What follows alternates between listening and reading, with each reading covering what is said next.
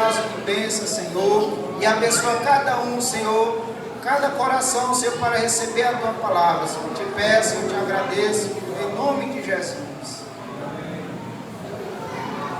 Saúdo a todos com a paz do Senhor Jesus. Abramos a Bíblia no Evangelho de João, capítulo de número 2. Vamos ler dos versículos 1 a 3. Evangelho de João, capítulo 2, versículos 1 a 3. Está escrito: E ao terceiro dia fizeram-se umas bodas em Caná da Galileia. E estava ali a mãe de Jesus. Toda a igreja, versículo 2, já.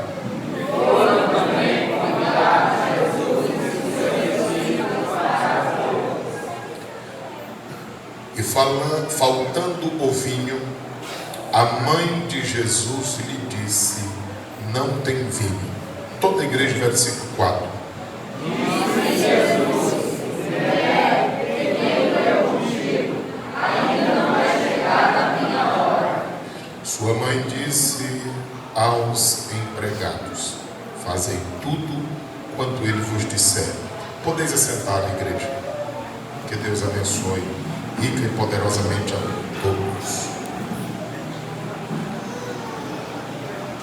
É uma alegria muito grande nós estarmos com os irmãos, sempre por onde o pastor Antônio Filho passa. Ele nos convida para estarmos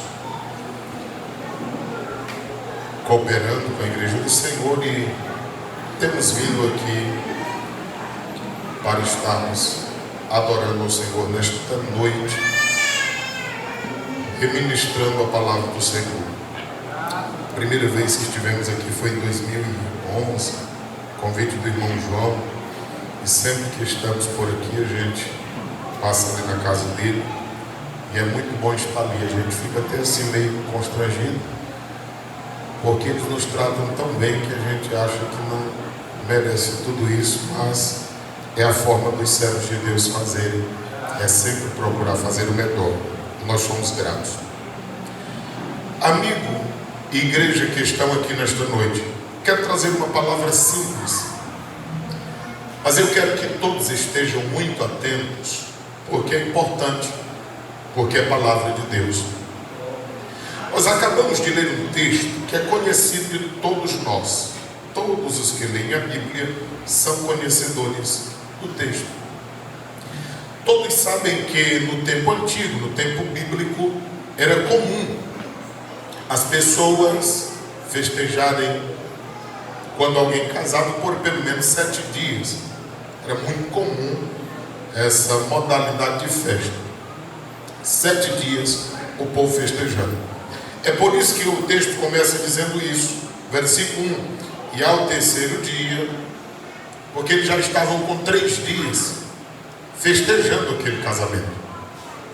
Aí a Bíblia diz assim: fizeram-se umas bodas em Caná da Galileia, e estava ali a mãe de Jesus. A mãe de Jesus estava ali, e até então parece que o foco principal era ela, porque o texto vai discorrendo e vai falando sempre sobre Maria, que sem sombra de dúvida é uma pessoa importante no nosso meio, na Bíblia Sagrada, e que às vezes quem não entende a Bíblia ou não nos compreende, diz que nós não gostamos de Maria. E se nós formos ver à luz desse texto, nós somos quem mais gostamos, porque os irmãos acabaram de ler aí que ela disse: faça tudo que Jesus disser. E o nosso esforço é exatamente esse, é para fazer o que Jesus nos diz através da sua palavra. O que nós não acreditamos, porque a Bíblia não diz isso, é que ela pode salvar alguém. Até ela, para ser salva, precisou do Senhor, como ela mesma o chama na sua palavra, no Evangelho de Lucas, de meu Salvador, meu Deus e meu Salvador. É só esse detalhe. Ela também não tem poder de interceder. Você viu aqui que a única vez que ela tentou interceder, Jesus ainda disse: tenha calma, eu sei a minha hora certa de agir. E aqui não era uma falta de respeito. Ele estava só explicando para ela que ele sabia o momento certo de agir. O texto diz ainda, no versículo 2, que foram também convidados Jesus e os seus discípulos para aquele casamento, para as bodas. Observe, quando eu digo que parece-me que o foco da festividade era ela, pois na Bíblia cada detalhe é importante.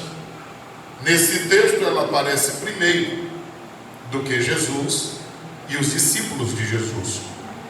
Jesus só vem depois, que é citado no texto, ela, a sua mãe. Mas, enfim, Jesus foi convidado.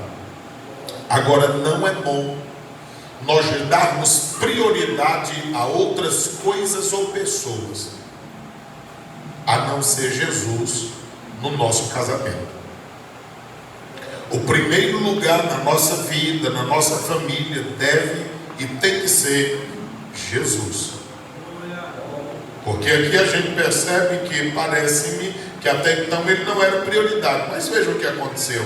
Versículo de número 3 diz: faltando o vinho, a mãe de Jesus lhe disse: não tem vinho. Irmãos, quando o casamento não vai bom, se Jesus não for o centro e a base do casamento, tudo que as pessoas vão dizer é: acabou alguma coisa, não estou vendo nada de vantagem. É só o que as pessoas sabem é comentar, ajustar, regularizar, resolver. Ninguém. É só Jesus. Tudo que Maria soube dizer naquele dia é que havia faltado alguma coisa. E é aqui onde eu começo e tenho o tema para essa mensagem. O tema dessa mensagem é casamento. Início ou final? Qual é a sua escolha?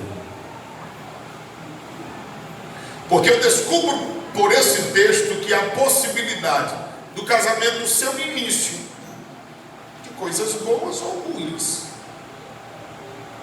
Mas também o casamento pode ser onde começa o fim de muitas coisas. Mas um casamento geralmente é por duas pessoas. O casamento bíblico, aprovado por Deus e registrado na Bíblia Sagrada, um homem e uma mulher. Porque hoje em dia existem muitas outras uniões, mas nós estamos falando da Bíblia Sagrada. E a forma como é padrão, como nós estudamos nessa manhã, a nossa forma de caminhar. Nós devemos caminhar como o Senhor quer que nós caminhemos. Então, tratando da vida biblicamente, o texto sagrado diz ainda no versículo de número 4: e disse-lhe Jesus: mulher, o que eu tenho eu contigo ainda não é chegada a minha hora. Então Jesus explica que há um momento certo dele agir. E esse momento é quando ele é procurado.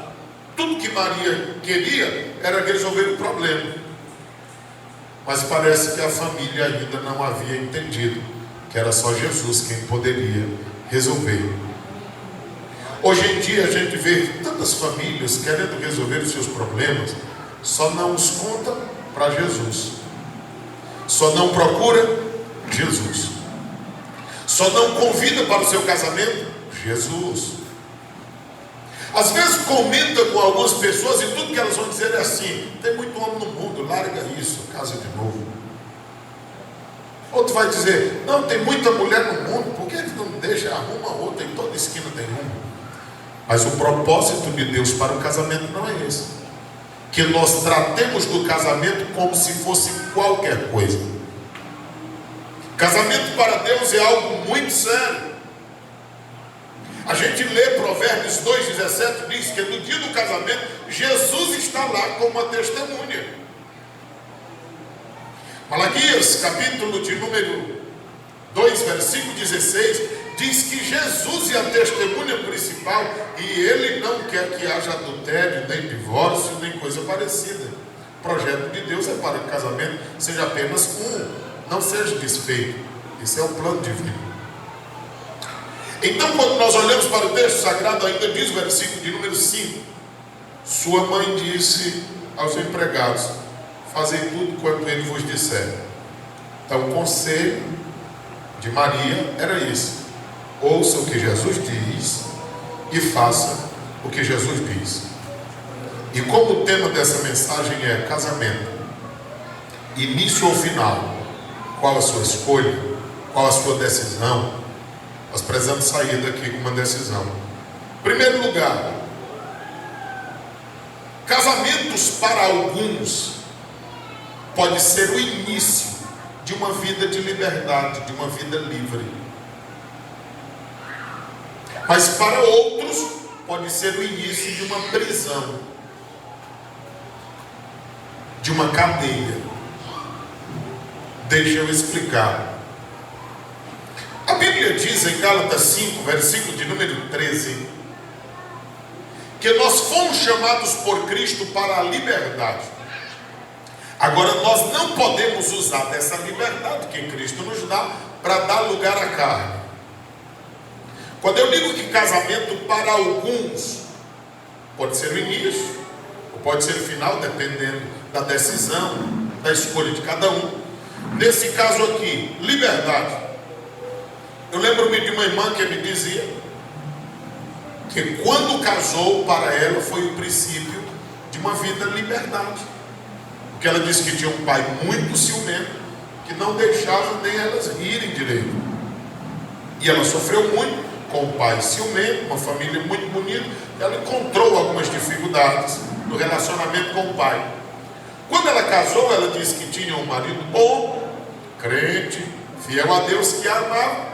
E ele proporcionava tudo o que ela gostaria, de acordo com as suas necessidades, de forma que ela disse que o casamento dela foi uma maravilha para ela, porque ela sentiu essa liberdade de ter amigas, de poder ir a um culto tranquilamente, sem ter aquele policiamento dos pais, de viver uma vida tranquila como qualquer ser humano deseja viver.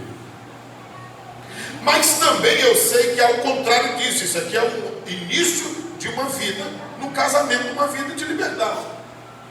Mas ao contrário disto, há pessoas que o casamento para elas foi o início de uma prisão, de uma cadeia, de um grande problema.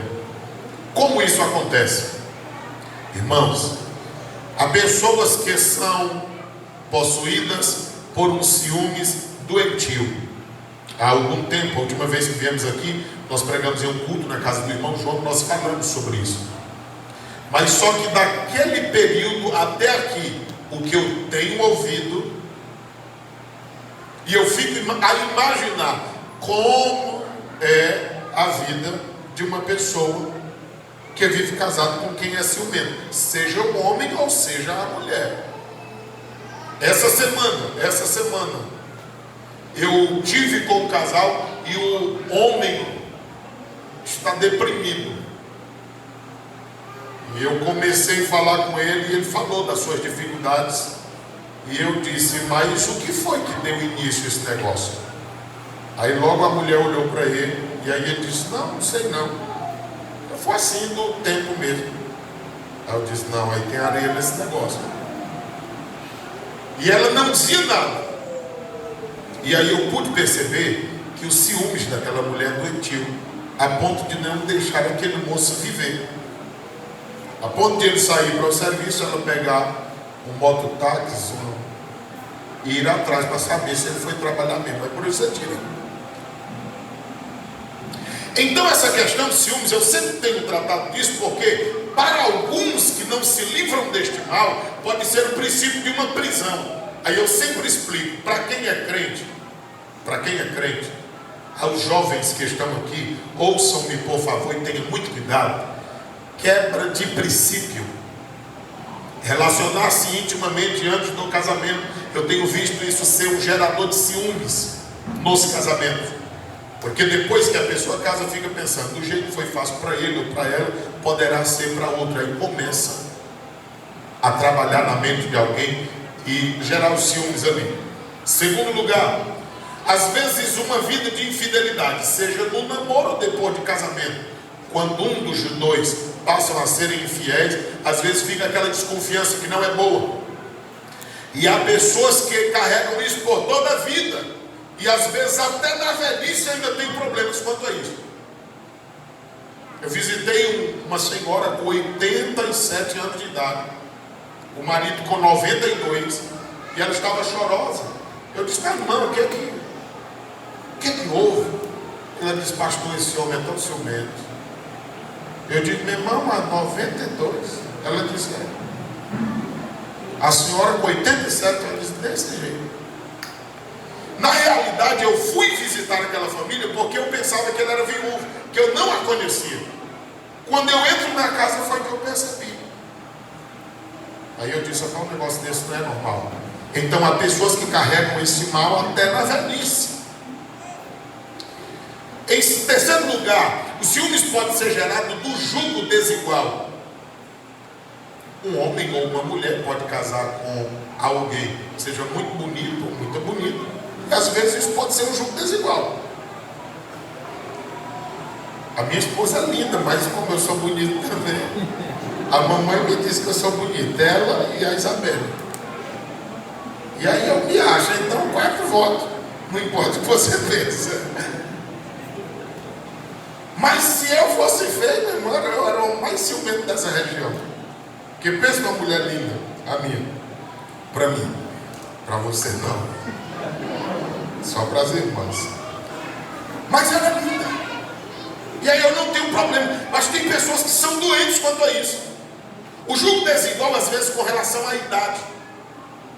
Homem casa com uma mulher já de uma idade bem mais elevada que a dele, ou às vezes bem mais inferior. Eu conheci uma irmã que ela casou com um moço 40 anos mais velho que ela. Imagina a confusão que não era. 40 anos. Quando ele tinha 40 anos, ela nasceu. Aí você imagina o problema que gerou naquela família. Tenho visto também ao contrário.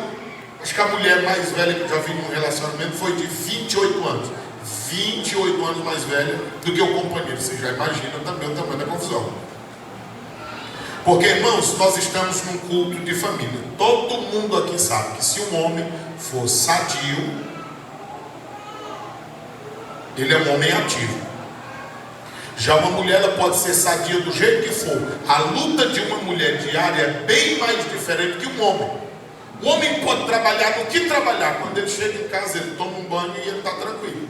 A mulher não, se ela trabalhar fora, quando ela chega em casa, ela vai começar o serviço dela. O trabalho de uma dona de casa não cessa. E isso desgasta. O homem, ele pode trabalhar roçando a juquira. Chegou em casa, banhou, ele está novinho. E já pensando em namorar. A mulher já não é assim. A mulher, ela está só tirando a roupa da máquina, botando lá no sol, aquela luta toda. Mas quando termina o dia, ela está moída.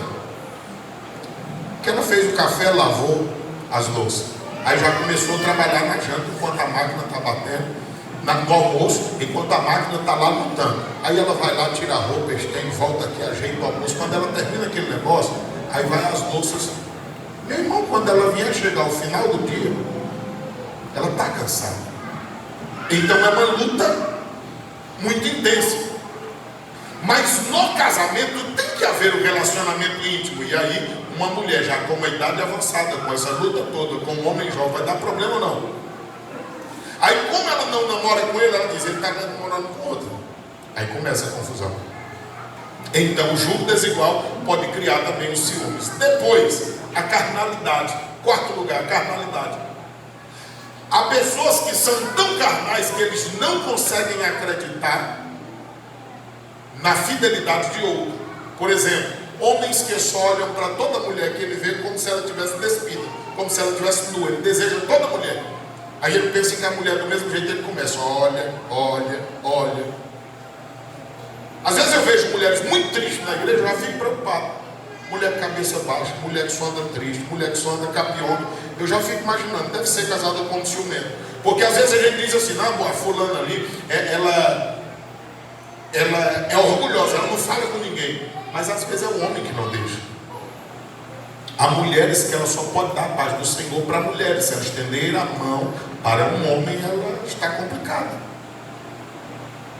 Eu já acompanhei situações onde ele ficava olhando para ela e disse: eu vi na hora que a bolota do teu olho foi assim para o lado. Tu estava olhando para quem?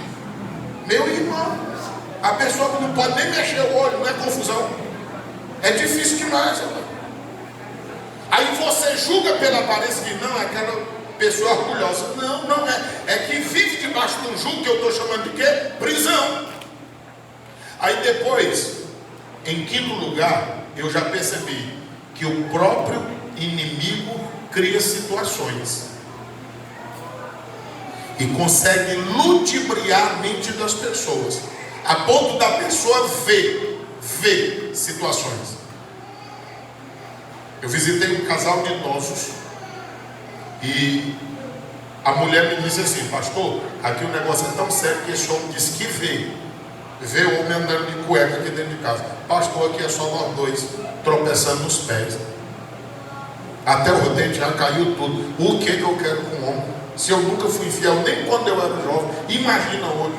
E eu confio na seriedade daquela mulher, porque nunca ouvi falar nada. Mas ela vivia debaixo daquele jugo. Então isso é muito difícil. É por esse motivo que eu lhe digo que o casamento ele pode ser o início ou o final. O que você decide? Você quer que seu casamento seja o quê?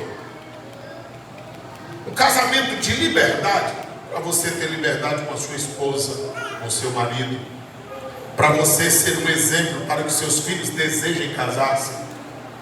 Nós estamos em uma igreja onde, quando eu cheguei, alguns jovens me diziam assim: pastor, eu não quero casar, não desejo casar, não tenho plano de casar. Eu digo: mas que coisa difícil é essa? Aí eles começaram a contar, por isso. Então eu não vejo exemplo para casar. Eu digo: não, vocês vão mudar de ideia. E hoje aqueles jovens são casados. E aí eu digo: o que foi que vocês viram mesmo? Eu disse: não, pastor, depois que o senhor chegou aqui, a gente percebeu que casamento não é o que nós pensávamos. Eu digo isso escondido no sangue de Cristo, na cruz de Cristo. E eu estou incentivando aos irmãos que eu como pai e você como mãe devemos ser os nossos incentivadores para que os nossos filhos um dia se casem com a pessoa certa, da forma certa, para viver do jeito que a Bíblia Sagrada recomenda. Quando jovem eu fui visitar uma família e ao chegar lá a irmã já me recebeu na porta e disse: o senhor, andava eu e alguns jovens e jovens também, e como ia uma jovem do meu lado, ela disse assim: o senhor não está namorando com ela, não está pensando em casar não? Eu disse: não, com ela não estou, nem estou pensando em casar agora, eu tenho planos ainda para frente. E ela disse assim: pô, nunca casa. Casamento é inferno, casamento é desgraça, casamento é coisa ruim. Olha, se eu soubesse que cada moço de Deus. Aquela mulher falou tanta coisa que eu digo: meu Deus, que ira terrível dessa mulher com casamento. Às vezes uma experiência negativa de alguém, ela pode querer repassar à frente como que casamento seja exatamente o que aquela pessoa me disse naquele dia. Eu quando saí, logo os jovens olharam para mim e disseram: e aí, tu acha que é daquele jeito? Eu disse: não, ela deve estar passando alguma dificuldade, algum problema. Casamento não é isso que as pessoas estão pensando. Porque eu vi o casamento dos meus pais e eu entendia que não era aquilo. E olhando pela Bíblia Sagrada, eu sei que o casamento é uma coisa boa. Irmãos, Deus não fez nada de ruim para nós. Até quando Deus colocou Adão e Eva lá no jardim, nem cansar eles cansavam. A fadiga do trabalho do dia não. O trabalho o Senhor deu. Agora a fadiga não. Foi por causa do pecado que o Senhor disse: não pequem. E como eles pecaram, aí sim veio a tristeza, a decepção, as acusações, a fadiga do pecado, por causa do pecado. Eclesiastes 7:29 diz assim: Deus fez tudo em perfeito estado, mas o homem buscou suas invenções. Se todos nós compreendermos os princípios de Deus para um casamento e nós aplicarmos a nossa vida, o nosso lar será um lugar de paz, de alegria, de felicidade. Mas se a gente não fizer como a Bíblia Sagrada diz, nós pensaremos tal qual aquela pessoa.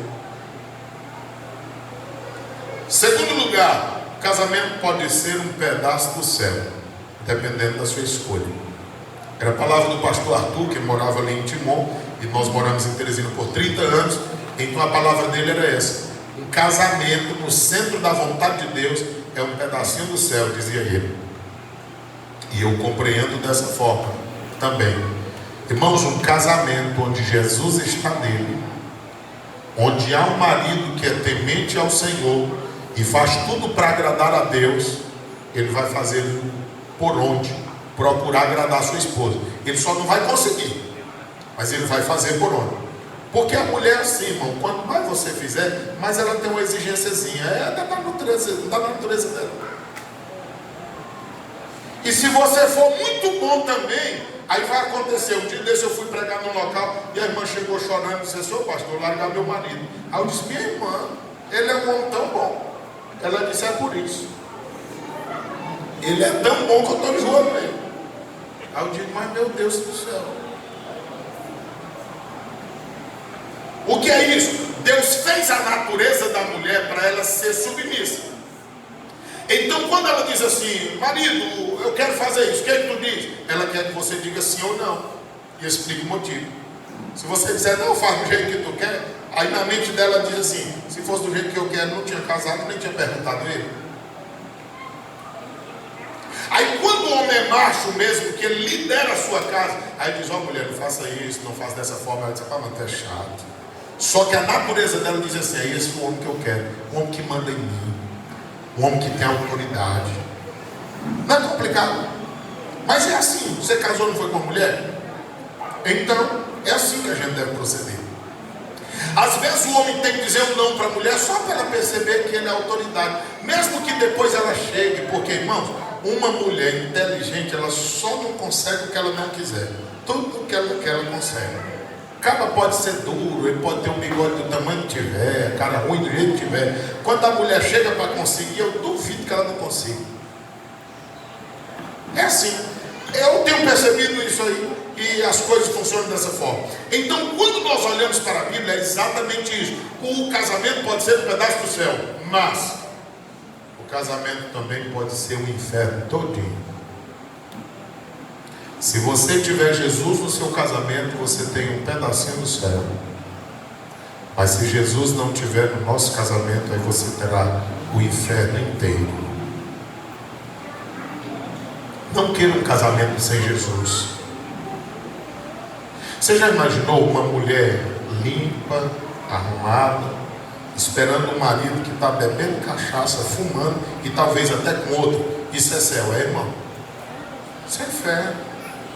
E às vezes ele chega em casa e diz: "Não, não tem que estar sorrindo, está com a cara ruim." Por quê? Porque é da natureza do homem, ele quer ser bem tratado mesmo quando ele não trata bem. Você acha que ele aceitaria ela fazer isso? Claro que não. É por isso que ele casou com a pessoa correta. Aí agora eu vejo algumas mulheres querendo viver como as mulheres lá no mundo vivem, de uma forma incorreta. Isso não vai atrair o teu marido. Porque se ele quisesse uma pessoa bagunçada, ele teria procurado lá. Como ele procurou a pessoa correta, é porque ele quer uma pessoa dessa forma. Aí alguém me diz assim: "E alguém trai porque não ama?" Não, trai por causa do pecado, trai por causa da carne, trai por causa das obras da carne. Não é porque falta amor.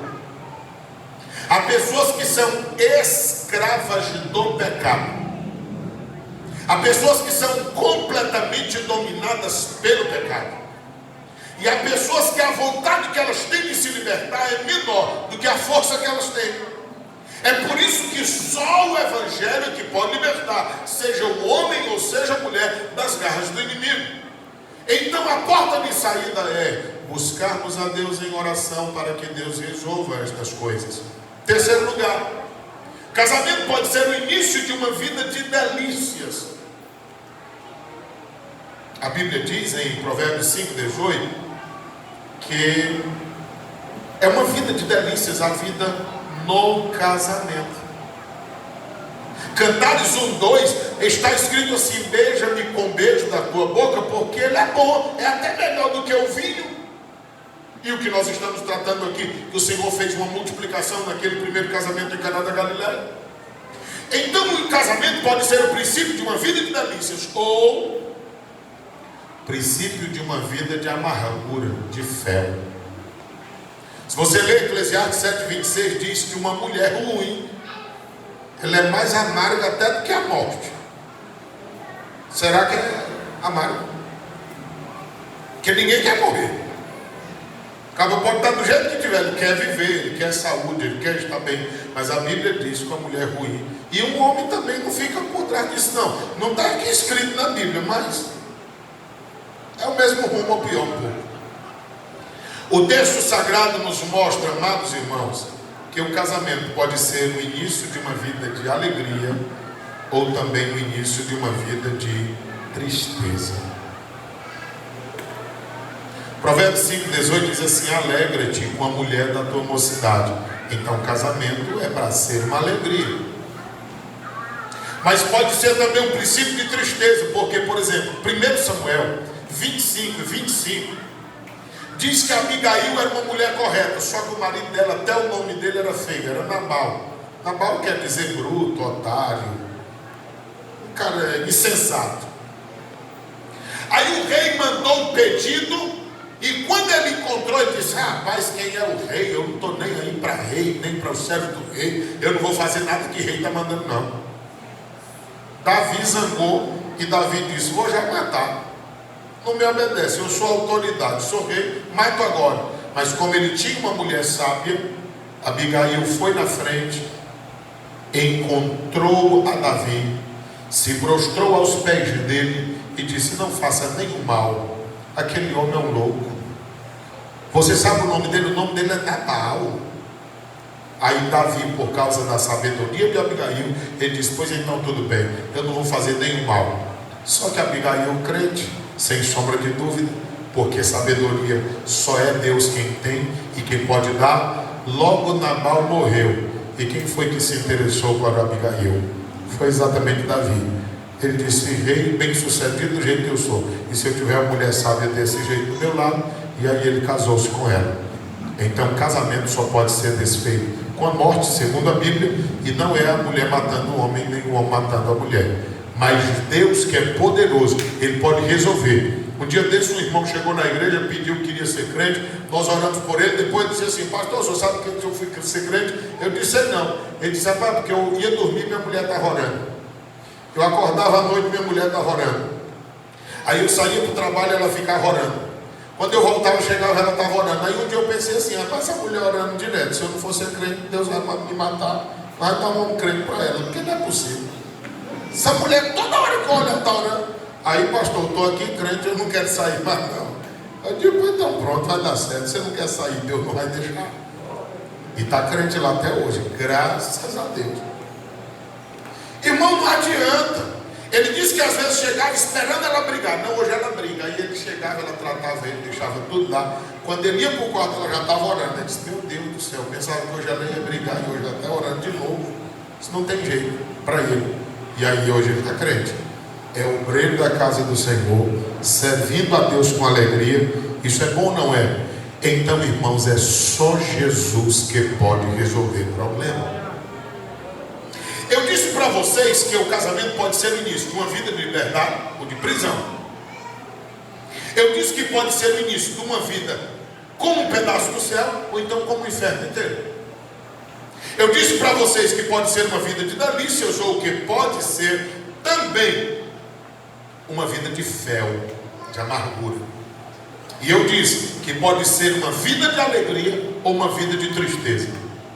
Mas como a escolha é sua, deixa eu dizer o restante do texto sagrado. Versículo de número 5 diz o seguinte: fazei tudo quanto ele vos disser. Você, eu, nós temos que procurar fazer o que Jesus disse. Versículo de número 6: estava ali postas 6 talhas de pedra para a purificação dos judeus, e em cada uma cabiam 2 ou 3 metretas.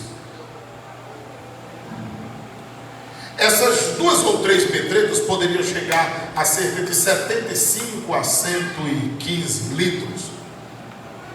Como eram 6, aproximadamente 600 litros de água. Era essa a quantidade, aproximadamente 6, porque a palavra 6 aqui, você sabe que 6 fala na Bíblia? Fala do ser humano. O dia que o homem é criado, é o número do homem, e portanto está falando de imperfeição. Quando nós olhamos para a Bíblia Sagrada aqui, nós vemos no versículo de número 7, disse-lhe Jesus: enchei de água essas talhas, e encheram-nas até em cima. Você sabe o que é isso? Obediência. É impossível nós vivermos uma vida feliz em família se nós não vivermos uma vida de obediência a Deus, de submissão a Deus, uma vida devotada a Deus, em obediência ao Senhor. Quando nós olhamos aqui para a Bíblia Sagrada, está dizendo ainda no versículo de número 8: e disse-lhes: tirai agora e levai ao mestre-sala, e levai. Versículo 9: e logo que o mestre-sala provou a água feita vinho, não sabendo de onde viera, se bem que o sabiam os empregados que tinham tirado a água, chamou o mestre-sala ao esposo e disse-lhe: todo homem põe primeiro o vinho bom, e depois, quando já tem bebido bem, então o inferior, mas tu guardastes até agora o bom vinho. Então veja só, fazei tudo quanto ele vos disser, uma vida de obediência. É necessário obedecer a Deus, e para obedecer nós precisamos saber o que ele disse, para poder seguir o que ele quer que nós sigamos. Segundo lugar, nós precisamos fazer a nossa parte. Eu já vi casamentos que se acabaram por causa que as pessoas não fizeram a sua parte. Você lembra do período em que namorava, quando jovem, só queria andar de mão dadas, só queria viver agarrado, só queria viver abraçando, só queria viver cheirando? Não era assim? Aí hoje o pastor manda sentar família com família, e às vezes você ainda o culto todinho, já está para terminar, você nem pegou na mão dela nem dele. Você nem alisou como fazia antes. Se fosse no tempo que era namorada, meu irmão, aí o pastor tinha que dizer: irmão, calma, espera terminar o culto. Mas às vezes depois que casa, as coisas mudam, mas não eram para mudar. De que isso depende? De decisão. Você já abraçou sua esposa hoje? Você já disse que a ama hoje? É, pastor, por que geralmente o senhor fala direcionado ao homem? O homem foi criado primeiro, o homem é o líder, o homem foi quem Deus colocou no jardim, o homem foi que Deus chamou à prestação de conta, mesmo tendo sido a mulher que pecou, mas era o homem que estava para liderar. Às vezes a gente só lê a Bíblia quando diz: não, a Bíblia diz que a mulher tem que ser submissa ao homem, mas aquela submissão ali é uma submissão que ela faz por amor. Primeiro o homem se entrega. Paulo disse assim: o homem tem que, se necessário for, se entregar pela sua esposa sacrificialmente, como Jesus fez pela igreja. Como a mulher vê um marido que se dedica totalmente a ela, ela diz: eu não tenho como ser diferente como esse homem, então eu tenho que fazer o que eu posso para agradar. Então, em compensação do que ele já se fez por ela, ela faz para com ele como uma forma de retribuição. É por isso que eu me dirijo geralmente aos homens, por causa do princípio bíblico. Então tudo geralmente parte dele. Então somos nós que devemos ter essa iniciativa. E por isso eu digo: já abraçou hoje, já beijou, já disse que está linda ou cheirosa? Sim, você tem que tomar decisões. Quando nós olhamos para a Bíblia Sagrada, aí depois alguém está dizendo: não, o casamento esfriou. Sim, mas o casamento não é feito de duas pessoas. Se o casamento está frio, quem é que está frio? O casal. E o casal esfriou por quê? Se ainda estão vivos, se estão servindo ao Senhor, Idoso sempre folga. Eu fui um aniversário de casamento, 50 anos, e aí o idoso lá pediu a oportunidade. Eu entreguei o microfone e ele disse assim: pastor, eu quero dizer para o senhor que casamento é bom. Eu estou com 50 anos de casado com a mesma mulher. Eu digo: é, pelo visto. Aí ele disse assim: e mulher, eu vou dizer mais uma coisa, que ela é igual caju. Aí eu disse: o senhor parece que não sabe. Ele falou: sério, sei não, ele disse: é porque o caju, quanto mais ele vai ficando murcho, mais ele vai ficando doce. Aí eu digo: olha, rapaz, achei vantagem o velho. Aí eu disse: é meu? Ele disse: é, pastor. Aí a minha velhinha está aí, mas eu gosto dela assim e tal. Eu achei vantagem, porque muitas pessoas só vivem o casamento naqueles primeiros dias, meses ou anos, e aí depois. Irmãos, os filhos já nascem, crescem, sairão de casa. Vai terminar quem? Os dois velhos juntos. E já pensou viver com um velho rabugento? Viver com uma velha enjoada? E se a gente não se preparar para isso, a gente vai ser um velho enjoado. A gente tem que colocar na mente que quem de novo escapa vai chegar à velhice. Não tem jeito. Se a gente não morrer jovem, nós vamos chegar à velhice. E como é que nós estamos preparando-nos para a velhice? Quando eu olho para isso na Bíblia Sagrada, eu estou vendo que nós temos que fazer a nossa parte. E sabe o que é que eu acho interessante aqui? É porque talvez qualquer pessoa aqui sabe transformar vinho em água. Como é que transforma vinho em água? É só pegar um pouco a quantidade de vinho e colocar muita quantidade de água. Se você colocar essa quantidade num copo desse de vinho e colocar uma caixa d'água de 1000 litros, ninguém vai saber que ali teve vinho ou não. É fácil. Agora, você transformar água em vinho, só quem faz isso é Jesus. Aqui Jesus não está só revigorando uma festa. Aqui Jesus está mostrando o princípio do que ele veio fazer na terra. Porque o homem pode ser bom do jeito que for. Um dia ele vai mostrar a sua ruindade, porque ele é carne. A mulher pode ser boa do jeito que for, mas um dia ela vai mostrar a sua ruindade, porque ela é carne também. Mas se Jesus transformar um homem, se Jesus transformar uma mulher, se Jesus transformar a nossa mente, se Jesus transformar o nosso coração, aí muda tudo. É por isso que existe o adágio popular dizendo: olha, mudou, mas mudou da água para o vinho. Porque essa mudança só quem faz é Jesus Cristo de Nazaré. Nós podemos ter o capricho que tivermos, nós podemos ter a opinião que tivermos. Se nós não tivermos Jesus, uma hora a gente falha. Mas quem tem Jesus tem tudo. E eu não me interesso como está o seu casamento no sentido de resolver, porque eu não posso resolver nada. Às vezes o seu casamento pode estar igual esse de Caná da Galileia. Acabou o vinho no terceiro dia. Não sei se o seu no terceiro ano, no terceiro mês, na terceira semana, não sei. Mas eu sei de uma coisa, que Jesus pode transformar. Esse casamento que não tem mais cheiro, nem cor e nem sabor. Porque todos aqui sabem que vinho tem cheiro, cor e sabor. Mas água não tem. Eu visitei uma irmã e ela me disse: pastor, ainda bem que o senhor chegou, estou desistindo do meu casamento. Eu disse: mas irmã, ela disse: pastor, está com 36 anos, eu tentando, não aguento mais. Eu disse: irmã, a senhora já esperou 36 anos. É, mas não vou esperar a vida toda. Minha irmã, mas já passou 36 anos. Ela disse: pastor, esse homem, a primeira mulher que ele arrumou tinha 6 meses de casado. E no dia que eu falei isso para ele, ele disse: deixa eu ser abestado. Foi com 3 meses. Foi essa a resposta que ele me deu. Pastor, não aguento. Eu disse: minha irmã, a senhora não já passou 36 anos?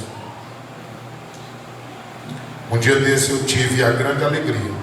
Eu fui visitar aquela irmã, ele tinha voltado para casa. Ela disse: o bonito está ali. Eu disse: tá, irmã, tá. Mas também infartou, as outras não quiseram, ele veio para casa. Eu disse: irmã, mas Deus não pode tudo? Ela disse: pode. Voltei agora lá. Deus levantou aquele moço da cama. O povo diz que tinha uma banda esquecida. Ele voltou a ficar normal. Ele disse: eu quero ser crente agora de verdade. Ela levou ele à igreja, ele foi à igreja. Ela um dia desligou dizendo: pastor, participei do primeiro encontro de casal da minha vida. O homem está com 2 anos de crente, usando aliança, se arruma cedo para ir para o culto. Ele disse: pastor, Deus transformou a água em vinho dentro da minha casa. Agora, o problema da atualidade, irmãos, é porque as pessoas não querem ter trabalho. Não deu certo, teve uma dificuldade, então acaba. Eu gosto de conversar com idoso, sempre gostei. E às vezes eu converso com as irmãs idosas da igreja. Irmãos, elas contam cada história que a gente vira o rosto, pisca o olho, disfarça para não chorar do sofrimento que elas passaram. Mas elas seguraram, elas permaneceram firmes. Alguém olha de fora e diz: eita, ali é uma família feliz. Só Deus. E eles sabem como viver. Mas só que Deus muda. Mas hoje o povo não quer ter esse trabalho. Não deu certo, tem alguma dificuldade, então acaba com tudo. Quando eu olho para isto na Bíblia Sagrada, eu vejo que há uma necessidade de nós nos voltarmos para Deus, buscarmos esse milagre do Senhor e vivenciarmos o que Deus quer para a nossa vida. E a Bíblia Sagrada diz o seguinte: que Ele transformou a água em vinho à medida que as pessoas obedeceram. Você não vê nesse texto Jesus orando, Jesus apresentando a água. Não, Ele só deu as diretrizes. Maria disse: faça o que Ele disser. Quando o povo fez, e levou para que o mestre Sala provasse, que era o garçom principal, e ele disse: aqui aconteceu uma coisa diferente, porque esse último vinho é melhor do que o primeiro. Detalhe: não era um vinho embriagante, porque se o fosse, Jesus iria contra todos os seus princípios. Porque alguém que é bebedor de cachaça diz: olha, se até Jesus transformou água em vinho, por que eu não posso beber? Não, esse aqui era diferente. Foi transformado por Jesus, ele não poderia ir de encontro aos seus princípios. Era exatamente o suco de uva concentrado. Mas o melhor de tudo isso ainda é porque ele disse: esse aqui é melhor do que o primeiro. Igreja, amigos e irmãos que estão aqui, não importa a sua idade, o que já passou e como está, se você decidir de verdade seguir a Cristo, obedecer a Cristo, Ele é o único que pode transformar água em vinho, e Ele fará essa transformação na sua vida, na sua família, no seu casamento, para que o nome dEle seja glorificado, e que o seu, o meu, o nosso testemunho seja tão edificador como alguns que eu contei nesta noite, sem que falasse nome de pessoas algumas, mas coisa que nós contemplamos e vimos a ação de Deus nas nossas vidas. E há pessoas aqui que me ouvem nesta noite, que talvez estejam dizendo: talvez se eu não tivesse entregado a minha vida a Cristo há algum tempo, talvez eu já não fosse mais casado. Mas a misericórdia do Senhor alcançou-nos. Nós estamos aqui para glorificar a Deus. E o texto sagrado diz, para encerrar, no versículo 11: Jesus iniciou assim os seus sinais em Caná da Galileia e manifestou a sua glória, e os seus discípulos creram nele. O Senhor quer começar hoje a trabalhar na nossa vida, na nossa família, e dar continuidade ao que Ele já tem feito, para que seja melhor, e a sua vida, a sua família, o seu casamento, as nossas vidas, seja uma bênção nas mãos do Senhor nosso Deus. Quantos entenderam esta palavra? Diga amém. Tem alguém nesta noite que deseja entregar a vida a Cristo? E Silvio, mas eu sou ruim. Mas o Senhor que transforma água em vinho está aqui. E Silvio, mas eu sou difícil. Mas o Senhor que transforma água em vinho está aqui, e Ele é poderoso para transformar. E Silvio, mas eu acho que nem solução tem. É porque você e eu somos limitados. Talvez eu também pensasse assim. mas o Jesus que nós servimos, para Ele não existe nada impossível. Ele é o Deus das impossibilidades. E quando tudo ao nosso ver não tem saída, o Senhor chega e resolve tudo. Tem alguém? Tem alguém que deseja entregar a vida a Cristo como Senhor e Salvador? Tem alguém que deseja reconciliar-se com o Senhor? Quem ainda está perto da família aí? Levanta a mão assim para eu ver. Pegue na mão da sua companheira e do seu companheiro, curve a sua cabeça e vamos orar nesta noite. Pai querido e eterno, o Senhor nos trouxe aqui. O propósito era falar da Tua palavra acerca de família. Nós expomos a Tua palavra assim como o Senhor nos orientou desde que recebemos esse convite. E para mim, o importante é expor a Tua palavra, porque ela é espírito e é vida também. Ela é uma espada penetrante. E eu não sei com quem o Senhor falou de uma forma direta ou indireta, mas eu tenho certeza o Senhor tem falado a nós nesta noite. Eu não sei quais são as dificuldades. Eu sei que nós somos tão esquisitos como ser humano, que às vezes a gente pode viver até 50 anos, e tem um dia que a mulher olha para o homem e diz: eu não te conheci desse jeito. E às vezes ele olha para ela e diz: eu não sabia desse teu lado. Senhor, isso é porque nós somos esquisitos. Mas eu estou te pedindo por esta família, este homem, esta mulher, estes filhos, que haja paz nos lares, que haja alegria na nossa família. Eu estou pedindo ao Senhor que até mesmo na velhice nós sejamos felizes ao lado da companheira e do companheiro que o Senhor tem dado a cada um. Eu estou te pedindo para que cada casal que aqui existe sejam exemplos, para que a juventude, as crianças, os adolescentes, no tempo certo, possam olhar para nós e dizer: eu quero ser um casal, eu quero ter uma família como este servo de Deus, como esta serva de Deus. Eu quero te pedir que o Senhor abençoe os nossos amigos e amigas, que mesmo sem serem crentes, vieram ouvir a Tua palavra. E eu tenho certeza, o Senhor tem falado conosco, que o Senhor os abençoe de uma forma especial. Abençoa, Senhor, a cada um que veio aqui, aqueles que não puderam dar da Tua graça. Ajuda a cada um de nós, firma os nossos passos nos Teus caminhos. É com fé que te peço e te agradeço. Eu também te peço que haja um milagre da transformação nesta noite. Se há um coração onde tem mágoa, que seja arrancada nesta noite. O Senhor é o Deus que transforma água em vinho. Se há um coração onde ainda não perdoou completamente, se há um coração que ainda é desconfiado, se há um coração que ainda tem problemas ou gera problemas para este relacionamento, não deixe, Senhor, que nenhum relacionamento aqui seja desfeito, mas que todas as nossas vidas sejam trabalhadas por Teu santo e maravilhoso Espírito. Eu te peço grato, no nome de Jesus Cristo eu te agradeço, e todos dizem: a paz do Senhor é tua.